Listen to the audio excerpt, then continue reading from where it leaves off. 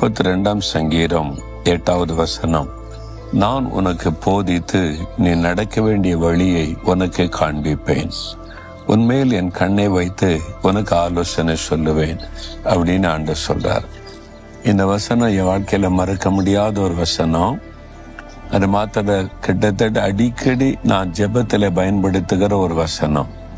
ஏன் தெரியுமா? ஆண்டவர் 74வது வருஷம் 1974 ஊழியத்துக்காக நான் அழைத்த போது நேரடியாக என்னோடு அவர் பேசிக்கிற சமயத்துல கேட்டேன்.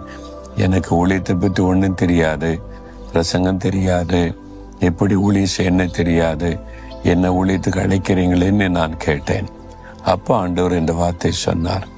உன் மீது என் கண்ணை வைத்து உனக்கு ஆலோசனை சொல்லுவேன், நீ நடக்க வேண்டிய வழியை நான் உனக்கு காட்டுவேன், நான் சொல்றத நீ செஞ்சா போதும் அப்படிதான் ஆண்டவர் அழைத்தார்.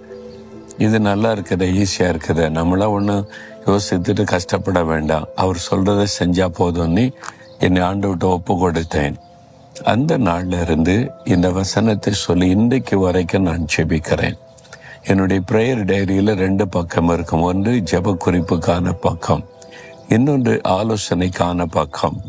அதுல ஜெப குறிப்புகள் பகுதியில் என்னென்ன ஆண்டவர்கிட்ட கேட்கணும்னு சொல்லி, ஆலோசனைக்கான பகுதியில் என்னென்ன ஆலோசனை தேவனிடத்தில் பெற்றுக்கொள்ளணும், ஊழியத்தை குறித்து, பர்சனல் காரியத்தை குறித்து எல்லாத்துக்கும் எழுதி வைத்து இதில் நான் என்ன செய்யணும் ஆண்டவரே, எனக்கு ஆலோசனை கொடுங்க.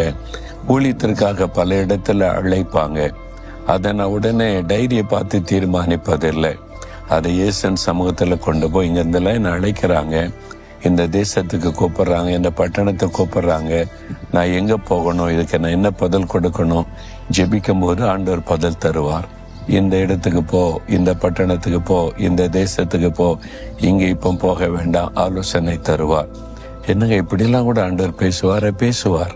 நீங்கள் வியாபாரியா இருந்தா கூட உங்களோட பேசுவார், ஐடியில் வேலை செய்தால் உங்களோட பேசுவார், குடும்பத்தில் ஃபேமிலியை கவனிக்கிறதா இருந்தாலும் பேசுவார், எல்லா காரியத்தை குறித்து ஆண்டவர் பேசுவார். நீங்க விசுவாசிங்க. அப்படிப்பட்ட அநேகரை எனக்கு தெரியும். பிசினஸ்ல ஜெயம் பெற்ற ஒரு வாலிப தம்பியோடு பேசும்போது, எப்படி உங்க அப்பாவை விட இவ்வளவு பிரம்மாண்டமா பிசினஸ் செய்றீங்களே எப்படின்னு கேட்டேன்.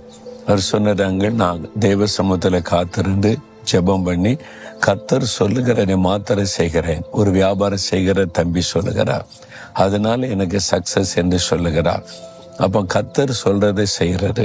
இதே மாதிரி தான் ஊழியமா இருந்தாலும் சரி, நாம தீர்மானிக்காதபடி ஆலோசனை கேட்கும் போது ஆலோசனை கொடுத்து நடத்துவார். இன்னைக்கு நிறைய காரியத்துல என்ன செய்யறது தடுமாறுங்கள, ஃபேமிலி பிரச்சனை, என்ன தீர்மானம்